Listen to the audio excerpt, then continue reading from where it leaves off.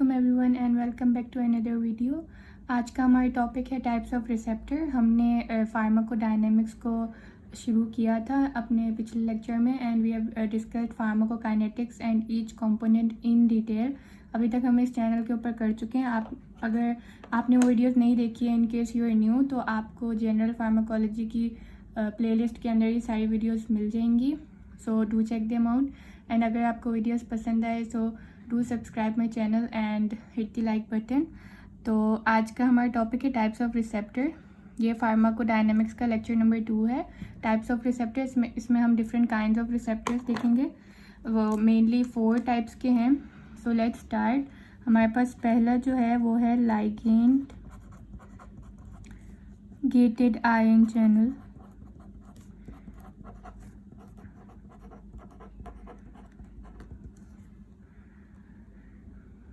अब इनको एक और नाम भी दिया जाता है जो कि है चैनल रिसेप्टर। ठीक है, ये हमारे फर्स्ट टाइप ऑफ रिसेप्टर है एंड ये करवाता क्या है, तो इट कॉजेज आयन चैनल, जैसे कि आपको दिख रहा है, तो it causes ion exchange. Ion exchange किस तरह, तो ये मूवमेंट ऑफ आयन कराता है इनसाइड द सेल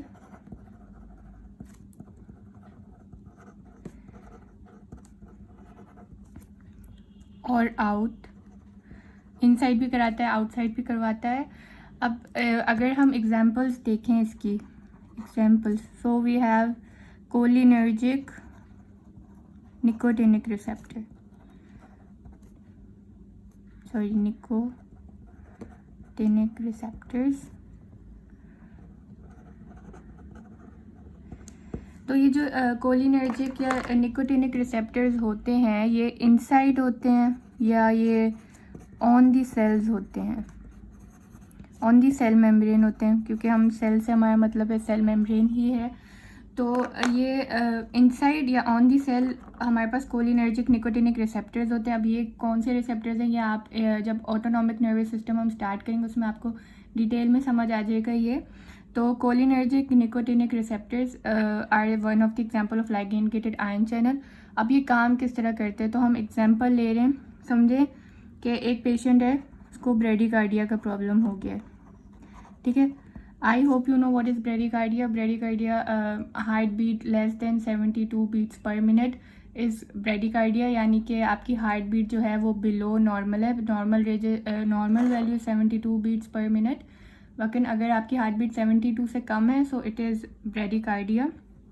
इसका ऑपोजिट, अगर heart beat 72 beats per minute से ज़्यादा है तो वो टैकीकार्डिया होता है। अभी हम ब्रेडिकार्डिया की बात करें कि अगर ब्रेडिकार्डिया है तो ब्रेडिकार्डिया का मतलब क्या है, हम यहाँ लिख देते हैं डिक्रीज्ड हार्ट रेट। अब डिक्रीज्ड हार्ट रेट है तो हमें जाहिर सी बात है हम इस पेशेंट को ऐसे ही तो छोड़ नहीं सकते, हमें हार्ट रेट को नॉर्मल करना है, बैक टू नॉर्मल लाना है। और हमने ये बात आपने फिजियोलॉजी में पढ़ी होगी बहुत डिटेल में हार्ट के टॉपिक में कि आपको क्या how calcium channels work for the heart beat. Calcium heart की कॉन्ट्रैक्टिलिटी के लिए कैल्शियम आयंस बहुत ज़रूरी हैं। तो अगर हमने हार्ट बीट बढ़ानी है तो हमें अलाउ करना होगा कैल्शियम आयंस को टू मूव इनसाइड। और हमने यहाँ पे कहा कि they cause ion exchange, they cause the movement of ion inside the cell और आउट। तो अभी हम कैल्शियम चैनल को अंदर लेके जाने की बात करें सेल के। जब कैल्शियम को हम अंदर जाने की इजाज़त दे देंगे तो वो करेगी इम्प्रूव हार्ट रेट कर देगी। जाहिर सी बात है कैल्शियम अंदर गया, हार्ट की कॉन्ट्रैक्टिलिटी अच्छी हुई तो इम्प्रूव हार्ट रेट, तो heart rate back to normal. ये हमारा गोल था, ये हमें अचीव हो गया। So that's it. अब अगर हम दूसरी एग्जांपल देखें, ये हमारी पहली एग्जांपल थी, हम दूसरी एग्जांपल दे रखें। ये तो हमने कर दी आयन अंदर जाने की बात कि इसमें मूव इनसाइड हो रहे हैं आयन। अब हम वो देखते हैं कि जिसमें आयन बाहर जा रहे हैं, आउटसाइड जा रहे हैं। ठीक है, अब किसी पेशेंट को सीजर्स हैं, सीजर पढ़ते हैं, सीजर या नॉर्मल टर्मिनोलॉजी में फिट्स पढ़ते हैं, तो फिर सीजर्स में क्या हो रहा होता है, एपिलेप्सी में क्या हो रहा होता है, पेशेंट को जो है वो फिट्स पड़ रहे होते हैं। और वो फिट्स क्यों पड़ रहे होते हैं, क्योंकि वहाँ पे आयन इम्बैलेंस हो जाता है।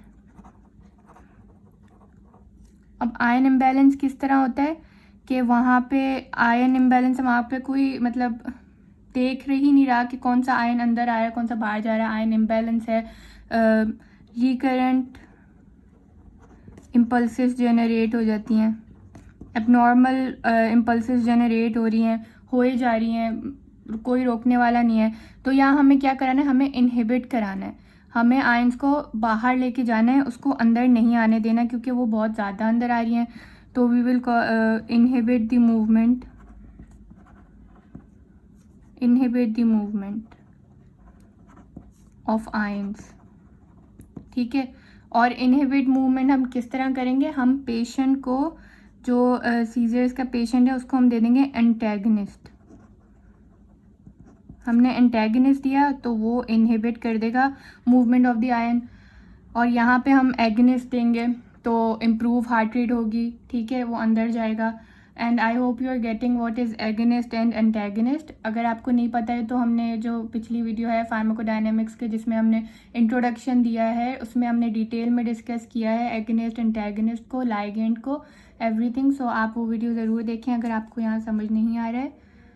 सो नाउ दूसरे टाइप्स ऑफ रिसेप्टर अगर हम देखें तो हमारे पास है जी प्रोटीन लिंक्ड, जी प्रोटीन कपल्ड रिसेप्टर्स, जी प्रोटीन कपल्ड रिसेप्टर्स हैं हमारे पास।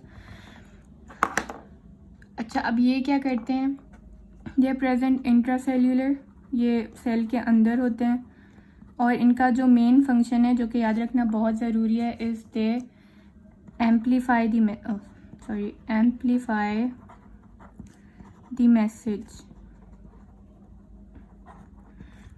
ठीक है। ये एम्पलीफाई कर देते हैं मैसेज को, जो भी आप मैसेज अंदर पहुंचाएंगे ये उसको एम्पलीफाई कर देगा। अब थोड़ा सा हम देख लेते हैं कि ये काम किस तरह करते हैं। तो they have a 7 dimer structure, या आप चैनल कह लें इसको। 7 डाइमर स्ट्रक्चर है, चैनल्स हैं, जिसकी वजह से ये 7 डाइमर है, तो it will help to amplify the message. तो हम लिख देते हैं कि हेल्प्स इन एम्पलीफाइंग,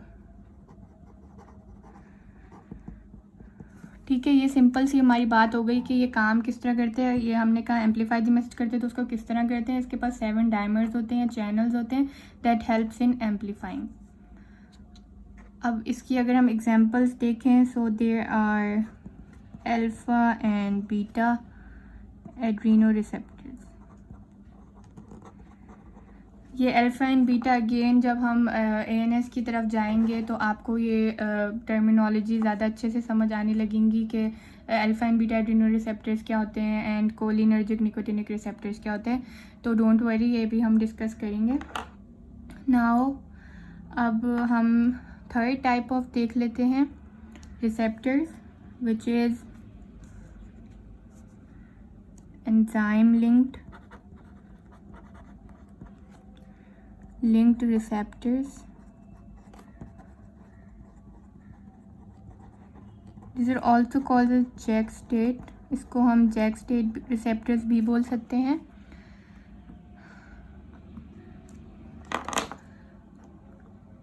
अब ये रिसेप्टर्स किस तरह काम करते हैं ये हम देख लेते हैं। सबसे पहले तो हम कहते हैं कि these are highly energetic receptors, highly energetic related to phosphate, related to phosphate हमने कह दिया तो उसका लिंक हो गया फिर एनर्जी से, because phosphate is very energetic. So अब हम देखते हैं कि ये काम किस तरह करते हैं, कि किस तरह ये हाईली एनर्जेटिक हैं, ऐसा इनमें क्या होता है। तो इन रिसेप्टर्स के पास जो हैं वो 2 डाइमर्स होते हैं। अब देखिए डिफरेंस यहाँ पे आप देख लें कि हम एंजाइम लिंक को डिस्कस करें, इनके पास 2 डाइमर्स हैं हमने ये कहा, और जीन प्रोटीन कपल में जिसमें मैसेज एम्पलीफाई हो रहा था उसमें हमने कहा था उसके पास 7 डाइमर्स हैं। ओके, इसके पास 2 डाइमर्स हैं, 2 डाइमर्स, और आप पोर्शन कह लें या आप चैनल कह लें, इसको ऑल आर करेक्ट। तो ये काम इस तरह करते हैं कि इसके पास 2 डाइमर्स हैं, तो अब जाहिर सी बात है 2 डाइमर्स हैं तो हमें 2 लाइगेंड चाहिए होंगे जो डाइमर पे आके लगेंगे एंड फिर इफ़ेक्ट प्रोड्यूस करेंगे। तो लाइगेंड हमने डिस्कस किया है फार्माको डायनेमिक्स के इंट्रोडक्शन में, जो इससे पहले वीडियो आई है उसकी लिंक आपको डिस्क्रिप्शन में मिल जाएगी, आप वो देख लीजिएगा तो आपको अच्छे से समझ आ जाएगा कि लाइगेंड क्या है। तो 2 डाइमर्स हैं, 2 लाइगेंड है, लाइगेंड मॉलिक्यूल आके डाइमर के ऊपर लिखेंगे तो काम होगा। लेकिन अब ये किस तरह होगा, देखें हमने कहा 2 डाइमर्स हैं, 2 लाइगेंड है, ठीक है। जब ये फॉर एग्जांपल हमने यहाँ बना भी दिया, this is just an for example, ऐसा कुछ इसका होता नहीं है स्ट्रक्चर इससे मिलता जुलता। तो 2 लाइगेंड आके लग गए, सो ये एक लग गया और ये एक लग गया। अब जब ये लगेंगे ना तो हम चाहते हैं कि बोथ ऑफ देम कंबाइन, जो 2 डाइमर है ना, ये 2 डाइमर ये कंबाइन हो जाएं, ये एक बन जाएं। तो ये काम होगा किस तरह, अब ये हम देख लेते हैं कि 2 डाइमर्स हैं हमारे पास प्लस 2 लाइगेंड हमने इसके ऊपर लगा दिए जैसे मैंने आपको यहाँ दिखाया। तो इससे क्या होगा कि दोनों डाइमर मिल जाएंगे, 2 डाइमर्स मीट। तो जब ये मीट करेंगे, जब ये एक दूसरे से मीट कर लेंगे तो वहाँ दे विल कंबाइन या मीट या combine by enzymes that contain phosphate